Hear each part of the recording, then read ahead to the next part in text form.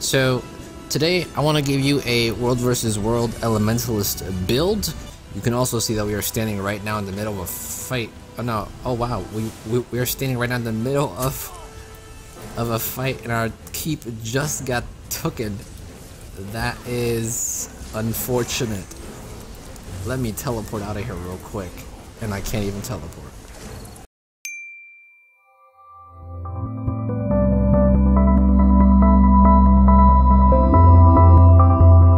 What's up guys, GSmaniamsmart here today on a brand new video for Gaming with JS, and welcome back to another video. Glad to have you. If you have been new to my channel, new to my videos, I want to welcome you as well. I also encourage you to subscribe. Plenty of other Guild Wars 2 content videos on the channel, Guild Wars 2 guides, class guides, gold guides, patch summaries, story recaps, all kinds of cool stuff. So if you're interested, go ahead and hit that subscribe button as well as that post notification bell so you can stay up to date with all the most recent videos. So as you saw in the opening clip, that was actually a clip from yesterday when I tried to record this video, and it ended up being a really long video, so gonna try to make it shorter this time around. It's a World vs. World build, since World vs. World is becoming a lot more popular now with the most recent update where they changed the reward structure. If you happen to be out of the loop, here is what they've basically added. Kind of like a PvP similar style type of reward progression here, which is what World vs. World desperately needed, and we're actually second place. So I'll be getting 2 pips as I make this video. But anyway, gonna give you an Elementalist build. Since we don't have a World vs. World Elementalist build yet on the channel, I wanted to give you one. Now, the most important thing to realize is that you cannot use your same gear that you have for PvE or PvP. You need to have a dedicated World vs. World gear set. Now, the good news is that as we go through this video, you'll see it isn't that difficult to get. It's not that expensive. Unless you want to go all out top-notch stuff, then it is going to be expensive. So this is a heavy support slash healing slash Aromancer build. It isn't as close to the Aromancer build that we have for our PvE Aromancer. You'll do a lot less damage, but nonetheless you'll be a bit tanky. You'll provide a lot of good healing, which is what Elementalists are great at doing in World vs. World. So there are several weapon choices you have. This build can be built in a certain way you want to. The only thing that's really set in stone is the type of gear you're getting and the specializations that you're getting. So we'll go over the specializations first so you can sort of get an idea of what this is about. We're going Earth, Air, and Tempest. You do have a variant if you want to change Earth to Arcane. You can do so, especially if you have some of the Arcane skills down here. Then you definitely want to use your Arcane trait line. But if you're not going to use any Arcane skills, then just leave it as Earth. Water and Tempest here, these two are pretty much set in stone. They're the best ones out of the other ones. The top one can be Earth or Arcane. So for Earth, we have bottom, top. Bottom here gives you protection on applying auras. Since we'll be applying a lot of auras, this makes sense. We get extra protection. Then here, we can recover faster from the Elementalist's most dreaded conditions, which is chill, immobilize, and cripple. Worst conditions Elementalists can have. We have a lot of mobility. We have a lot of cooldowns to take care of with our attunements. And if you're chilled or crippled or immobilized, you're going to pretty much get destroyed. So we want to get this trait to recover faster from them. And then Diamond Skin. If you happen to be focused a lot, then you want to go Stone Heart. Most of the time you won't be focused, because Elementalists aren't that big of a threat. So Diamond Skin will do, which will basically allow you to not receive any conditions while you're above 75%. You'll constantly remove conditions. So this is your Earth trait line. If you are going to use Arcane, you'll see Arcane is right here. Then you want to go middle, middle, and middle. The main reason why is because you will gain Vigor when you deliver a critical hit, and the only real good Arcane skill that you might want to consider getting is Arcane Power, which will basically raise everyone's ferocity, and it will also deliver critical hits for the next 5 hits. So in reality, if you decide to switch Earth out, you'll lose protection, but you will gain Vigor, plus you'll also gain a boon based on your current attunement. So it's a fairly good switch, but only if you're going to use any of the Arcane skills, and the only real Arcane skill worth getting is Arcane Power. So if you want to incorporate that into your build, you can do so. Otherwise, you may as well just stick with earth the way we had it, like so. Now for water, we're going top, bottom, middle. Top, the best one here, gain regeneration and frost aura when you're critically hit. The other ones aren't really that good. For the last one, powerful aura.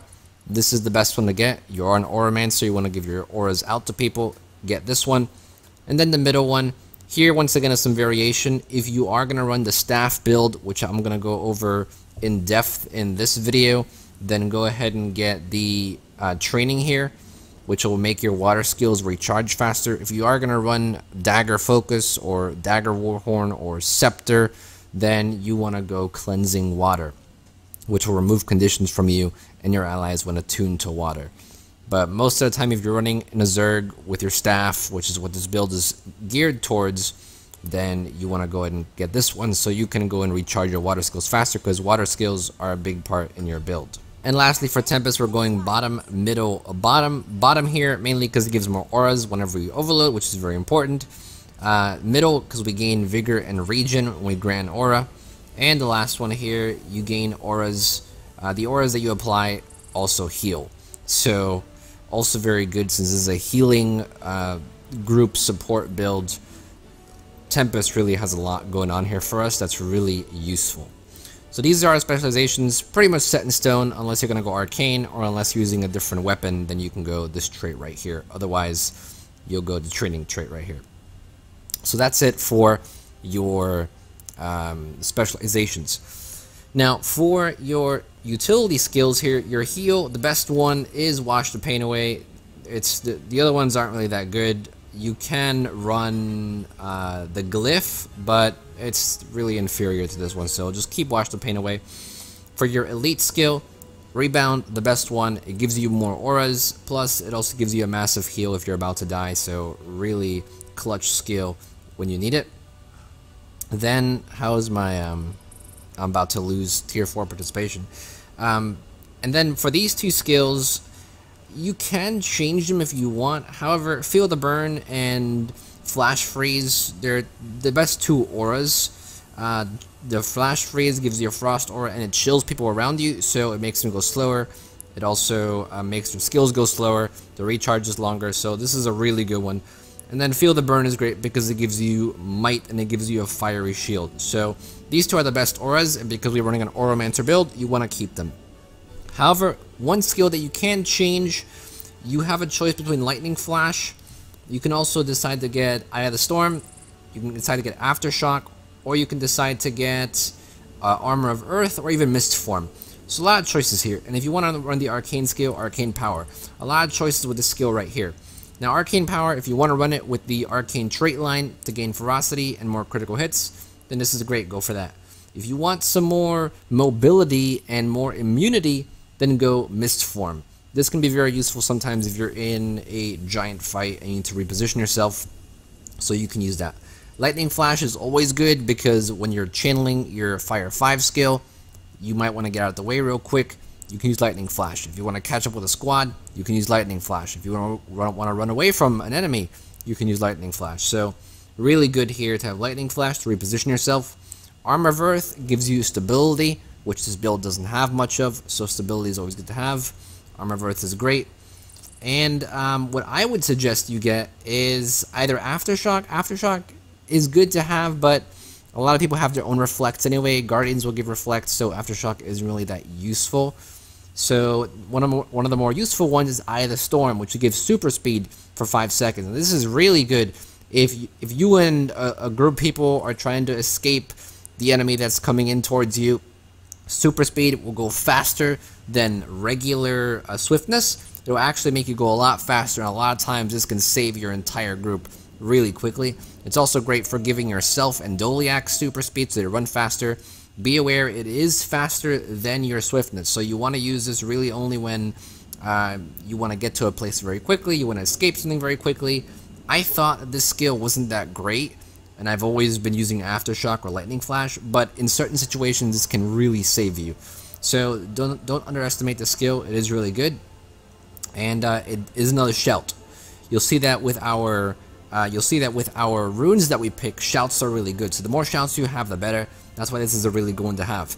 If you don't feel like it's necessary, I would stick with Lightning Flash because Lightning Flash is always good to have to reposition yourself. If you need to get out of a mess, if you need to get out of a giant fight that you can't survive, Lightning Flash is great. So those are our utility skills. Now, and we just get outnumbered, which is great because I don't get the next tick though, so sadly.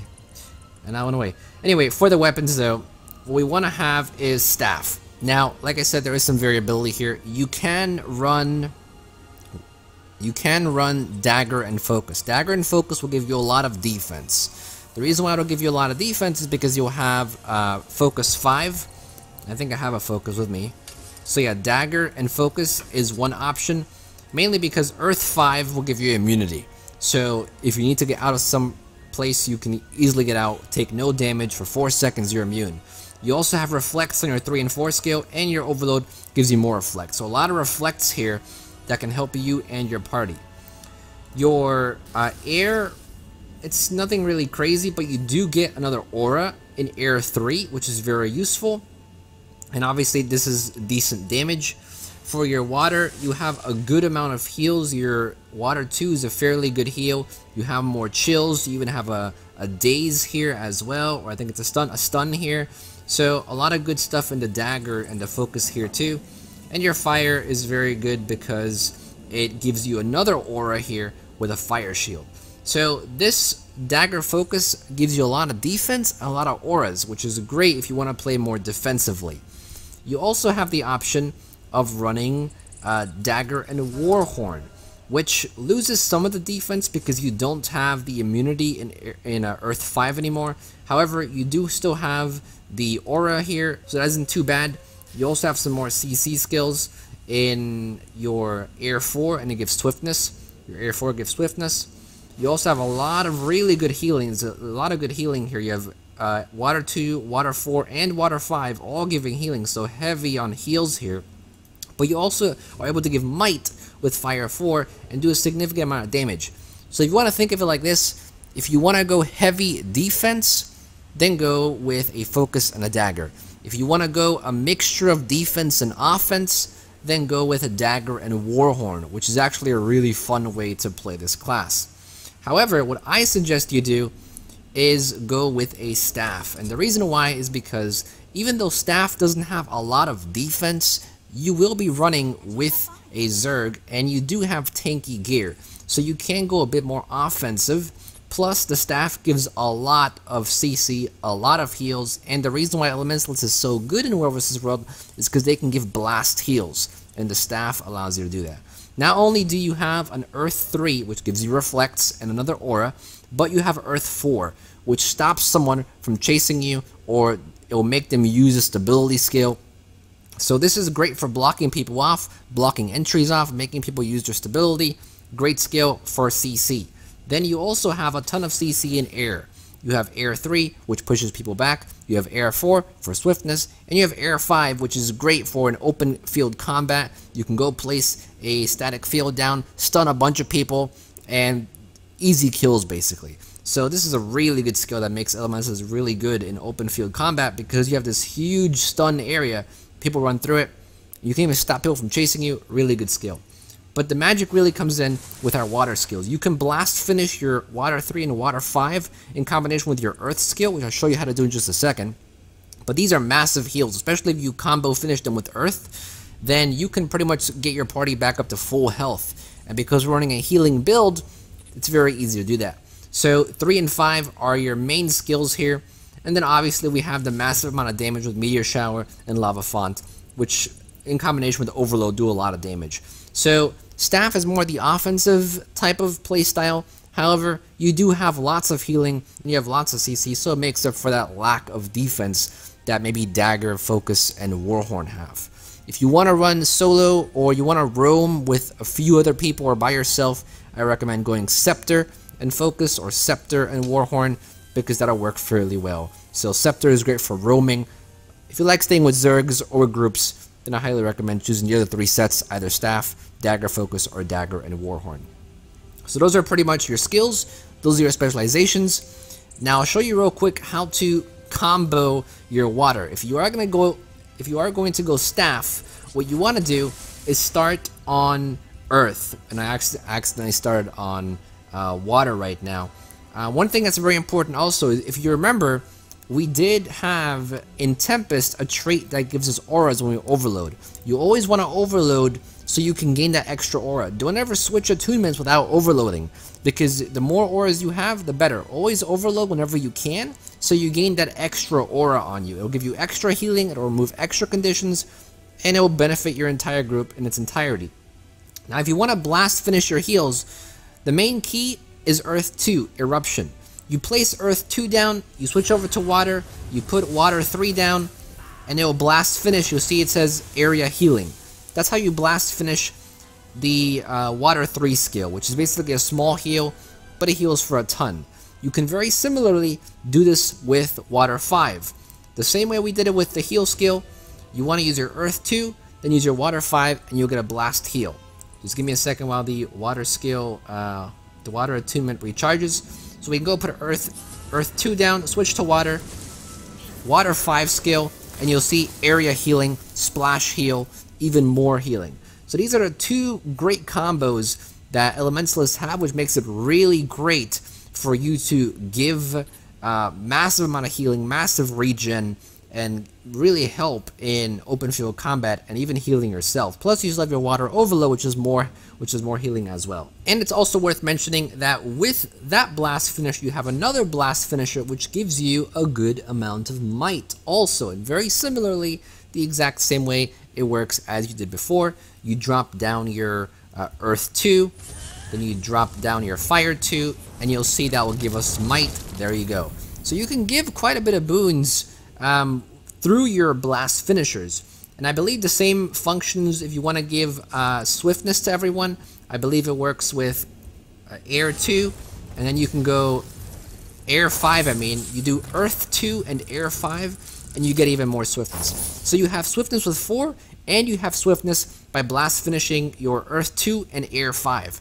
A lot of cool combos you can do here, and I highly recommend you incorporate them into your playstyle. It can really help you and your group. So those are the skills, those are the combos, those are the specializations, those are your weapon choices. Lastly, let's go over the gear and the food that you'll need. Now, what is recommended for you to get, but it costs a ton of money, is minstrel gear. Minstrel gear is great because it gives you healing power, it gives you toughness, it gives you vitality, and it gives you boon duration. So the might you're giving, the swiftness you're giving, the vigor, the regen, all those boons that you're giving, which are very helpful to your party, you'll give for longer by using that minstrel gear. However, to get an exotic set of minstrel gear, it costs over 200 gold. Why? Because freshwater pearls. It's pretty ridiculous how an exotic set of gear is costing over 200 gold. Not even Berserker's gear costs that much. So if you want to invest the 200 gold for your exotic gear, for minstrel's gear, then go for it. You can also go straight for ascended gear, but ascended gear in War vs. World isn't really that required that much, because that 5% or 4% or 3% of difference in damage that you'll do, or an effectiveness that you'll do, isn't really going to make that huge of a difference. Especially since this is a Zerg build, a group build, you won't really notice that big of a difference. In raids, in fractals, where it's 5-man content, 6, 7, 8, 9, 10-man content, those 5% damage difference or 5% effectiveness will make a difference. But when you're running with a group of 20, 30, 40 people, it won't really make that big of a difference. So getting ascended gear for War vs. World is not required. So I recommend you go for exotic gear. So if you want to get exotic minstrel gear, go for it. Otherwise, you do have other options. You can go nomad's gear, which will give you more defense. It will give you extra toughness, extra vitality, and healing. However, you won't have any real damage there. So nomad's gear is strictly defense. You can go Magi's gear, which will give you some power, but stack on vitality. You can also go Cleric's gear, which is I have here. I have Cleric's gear. The reason why I chose Cleric's gear is mainly because we're already going to remove conditions with our shouts. Our rune here is Rune of the Trooper, which shouts will remove a condition. So if you want to go Cleric's gear, you don't need to worry too much about vitality, because vitality is only great for conditions. We're removing conditions with our shouts, so conditions are good to go. We can focus on building toughness, power, and healing power with Cleric's gear. So hence why I recommend Cleric's gear, and a great rune with that would then be Rune of the Trooper, so we can get that extra vitality and toughness, and then remove conditions with our shouts. If you are going to go Magi's gear, then maybe you want to get Rune of Durability. That's a good one to use as well. There are a few other options you have also for runes. You could go Superior Rune of the Monk. You could go Superior Rune of Durability, or you could go Rune of the Trooper like I have here. Now, Rune of the Monk is really only good for Minstrel's gear, because you'll have a ton of vitality from Minstrel's gear already. You'll have a ton of healing power and toughness already. So the only thing left that's really to boost is your healing power. So Superior Rune of the Monk does a really good job at doing that. So Monk runes, if you will go for the Minstrel gear set. If you're going to go for Cleric's gear set, I recommend going the Trooper runes. If you're going to go for Magi's gear set, I recommend going Durability rune. Now, some of these runes you do have to craft, so be aware about that. If you go on the wiki, type in the rune name, it'll give you the crafting recipe. None of these runes are too difficult to craft. Cleric's gear is very cheap to craft as well. You don't need to go through any Heart of Thorn stuff. You don't need to get any type of currency or whatever. Cleric's gear is very easy to craft, and the only thing that you might have some trouble crafting is the runes. The sigils on our weapons, you can buy off the trading post. They aren't too expensive. The trinkets are also Cleric's gear, so also all very easy to craft as well. So you don't need to spend too much time, too much money getting a World vs. World gear, because it's fairly easy.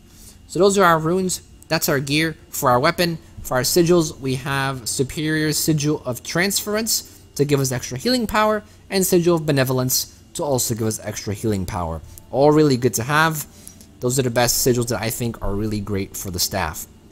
And the last bit of advice that I have for you is when you get your backpack, if you are going to be getting the Cleric stat set, you can get the Rooster backpack, because you'll be able to, it's a level 80 backpack, you'll be able to put a gem into it, a jewel. Now, as you can see, we have a Sapphire jewel in here, which gives us even more healing power, and toughness. So if you go on the trading post, you can buy the Rooster backpack.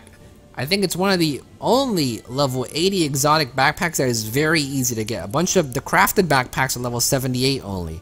So you can't even craft your exotic backpack because it's only level 78. As you can see, though, if you go to type in Rooster in the armor section, there is a lucky Rooster backpack for 7 gold only, fairly cheap, and you can pick the Cleric stat set. This backpack does not offer all the stat sets. It only offers like 5 or 6 different stat sets, and they're fairly defensive. So if you're going to go Clerics, this is the great backpack to get. It's level 80, it lets you put a jewel in, and lets you pick the Cleric's stat set. I don't know of any other backpacks level 80 that's exotic. It's very easy to get other than this one. And because it has the Cleric stat set available, this is the best one to get. Then you can also slot in your jewel. The other trinkets are also all Clerics, it's the Sapphire set. The Sapphire set of trinkets is the one that gives you the Cleric stats. Now, like I said in a previous video that I did, when we did a video on Ascended Gear versus Exotic Gear, if you haven't seen that video, go and click the link in the description as well as the card on screen right now. As I said in that video, Exotic Gear is very much inferior to Ascended Gear. So if you want to get your Ascended trinkets, you can do that. It will make your healing a lot more effective. However, it isn't that huge of a difference because, like I said, there will be other people who are going to be running some healing builds in your Zerg. So it isn't too necessary, but if you really want to min-max this build without spending too much money, do get the Ascended trinkets. They make a bigger of a difference than the gear does, and Ascended trinkets are always worth it. However, for the armor, I'd say just stick with the Exotic Gear. You'll be just fine. So those are our skills, our armor, our runes, our trinkets, our sigils. And the last thing I want to go over is food. Now, the best food for this is delicious rice balls. You can very easily buy these from the trading post. Very easy to get. They're not too expensive either. They'll give you a ton of more healing power. And the utility that we're going to get is the new utility, Tuning Crystal, from Draconis Mons, the newest map. Now, this is a utility that gives you even more healing power as well, so you'll be able to heal for a lot more. The only problem is that you have to craft this food. You cannot buy it. It does require you to have 5 of the orchids, the currency in Draconis Mons. This recipe is also required to be bought. If you go to the heart and do the heart in the southeast side of the map, I think you have to like kill roots and free prisoners from roots. But if you go to Draconis Mons, one of the heart vendors sells this recipe. You can buy it for I think 17,000 karma. Do 2 hearts every day. You'll be able to craft 5 of these. It'll last you for 2.5 hours, close to 3 hours. And I think this is just fine. This is the best food to have with this build. More healing power, best food, more healing power. So delicious rice balls and the new crystal from Draconis Mons that you can craft. Obviously, you need to have, I think, level 450 in artificing, if I remember correctly. Artificing, here it is. Let's see. It was consumable. Yeah, you need to be level 450 in artificing, so that's the only requirement for that one there. And here's the recipe. Dragonite ore, you should have tons of that. Very easy to buy, piles of crystalline dust. The only thing that you really have to probably farm for, do 2 hearts, and you can buy this currency from the heart vendors. You'll be able to buy 3 of them, so you do 2 hearts, you have 6 of them, you can at least make 6 of these, which should be enough. Should last you for 3 hours at least. So that's the video, that's the build. We went over pretty much everything. Any questions, comments, suggestions, feedback, leave in the comment section below if you're confused about anything. If you want some more clarification, you can leave a comment below. I'll be down there answering questions as usual. If you want to check out the other Elementalist builds that we have for PvP, for PvE, click the card on screen right now. I'll have a playlist for all the Elementalist builds that we have for Guild Wars 2. The link is also in the description down below, so you can click it there if you want. And if you have any suggestions to make this build better, go and leave a comment down below as well. And if you liked the video, go ahead and leave a like. We'd really appreciate it. Also, make sure you subscribe to our channel. Plenty of other Guild Wars 2 content videos coming in the future as well. And if you want to check out my most recent video, click the annotation here. Want to check out similar videos to this one, click the annotation here. Subscribe to my vlogging tutorial or other channels, click the annotation here. And if you want to donate $1 to my Patreon page, you can click the annotation here. That's pretty much it. Thank you for watching as always. This is GSmaniamsmart, and I'll be back sooner than you think. Don't go anywhere.